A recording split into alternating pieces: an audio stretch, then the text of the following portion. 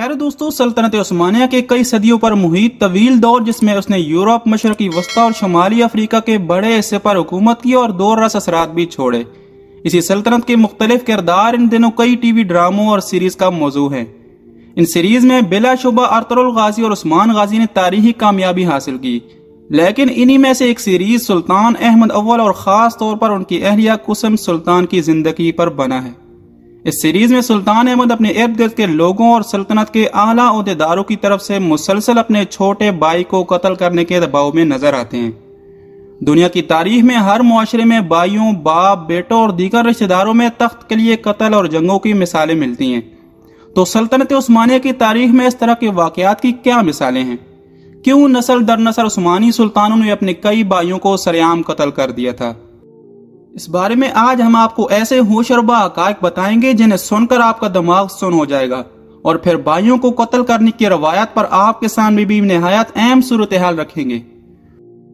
तो प्यारे दोस्तों, साल 1595 का एक तारीखी मंजरनामा यह है कि सल्तनत उस्मानिया अपने उरूज पर है।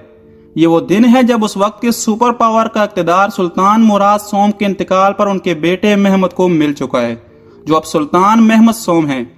लेकिन उस दिन को तारीख में जिस वजह से याद रखा जाता है वो शायद इस्तांबुल में शाही महल में नए सुल्तान की आमद से ज्यादा वहां से 19 शहजादों के जनाजों का निकलना था। ये जनाजे नए सुल्तान महमद सोम के भाइयों के थे, जिन्हें सल्तनत में इस वक्त राज भाइयों के कत्ल की शाही रवायात के तहत नए सुल्तान के तख्त पर बैठते ही बारी बारी गला घोटकर हलाक कर दिया गया था। प्यारे दोस्तों, सल्तनत उस्मानिया की तारीख पर मबनी किताब लॉर्ड ऑफ द हॉरिज़ॉन, जिसका उर्दू में मतलब मशरिक और मगरब के आका के हैं, इसमें मुसन्निफ जीसन गुडविन ने तारीख के मुख्तलिफ ज़राए के हवाले से शहजादों की हलाकत की रोदात बयान करते हुए लिखा है कि शहजादों को एक एक करके सुल्तान के सामने लाया गया था। इनमें से उम्र में सबसे बड़े शहजादे ने, जो खूबसूरत और सेहतमंद जिसामत का मालिक था,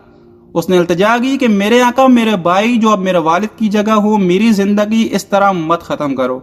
गम से निडाल सुल्तान अपनी दाढ़ी नोच ली, लेकिन जवाब में एक लफ्ज ना बोला। जीसन ने उस दिन का जिक्र लिखते हुए लिखती हैं कि गलियों में ये जनाजे जाते हुए देखकर इस्तांबुल के शहरियों के दिल हिल गए थे।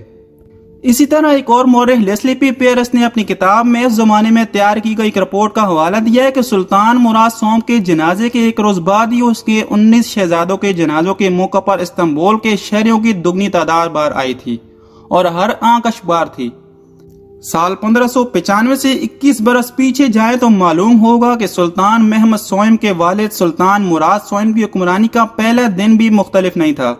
और उन्हें भी ऐसा ही मुश्किल फैसले का सामना करना पड़ा था। सुल्तान मुराद के वालिद सल्तनत उस्मानिया के 11वें सुल्तान सलीम दोयम का साल 1574 में 50 बरस की उम्र में इंतकाल हो गया था। सल्तनत की बार दौड़ इनके सबसे बड़े बेटे मुराद सोम के हाथ आई, जो अपने बाद वाले भाई से 20 साल बड़े थे और उनकी जानशीनी को बजाय किसी से खतरा न था। लेकिन फिर भी फिंकल लिखती हैं कि उन्होंने अपने तख्तनशीनी पर अपने सब भाई मरवा दिए और फिर अपने वालिद सुल्तान सलीम दोम के पहलू में दफन कर दिया गया। दोस्तों, मुराद और महमद के भाइयों की छोटी छोटी कब्रें बताती हैं कि सल्तनत में उस अफरा तफरी से बचने की क्या कीमत अदा की गई जो अक्सर किसी नए सुल्तान की तख्तनशीनी के वक्त पैदा होती थी। दर्जनों शहजादों और शहजादियों की इन हलाकतों की काबिल जिक्र बात यह है कि ये शहजादों को मारे जाना किसी बगावत या किसी और जुर्म का नतीजा नहीं था, बल्कि इनमें से कुछ तो गलती करने के काबिल भी न थे।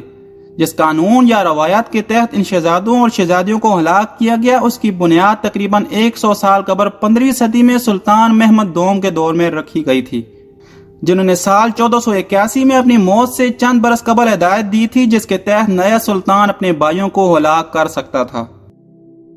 फिनकल ने लिखा है कि सुल्तान महमद दोम ने अपना जानशीन नामजद नहीं किया था,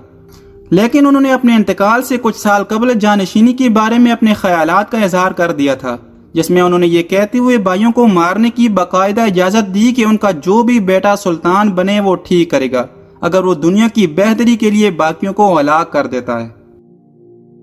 तुर्किया में तारीख और कानून के एक उस्ताद प्रोफेसर डॉक्टर अकरम बोरा ने इस रवायात के बारे में अपने एक मजमून में लिखा कि सुल्तान महमद दोम के अपने अल्फाज में ये कानून निज़ाम आलम की बेहतरी के लिए बनाया गया था, और सुल्तान के मुताबिक उलमा की अक्सरियत इसके हक में है, इसलिए इसके मुताबिक कार्रवाई की जाए। यानी मुअर्रिखीन के मुताबिक इस दौर के बेशतर उलमा ने भी इस रवायत की हिमायत की थी। ڈاکٹر اکرم لکھتے ہیں کہ بے شک بھائیوں کے قتل کا قانون عثمانی تاریخ کی سب سے متنازع موضوعات میں سے ایک ہے۔ سلطنت کی تاریخ میں کئی بار اس طرح کے واقعات ہوئے جن میں سے زیادہ تر کو جائز سمجھا گیا، لیکن کچھ ہلاکتیں قتل ایسی بھی ہوئی جنہیں غلط سمجھا گیا اور تنقید کی گئی۔ انہوں نے مزید لکھا کہ کسی شہزادے کے مارے جانے کے لیے اس کا کچھ غلط کرنا ضروری نہیں تھا،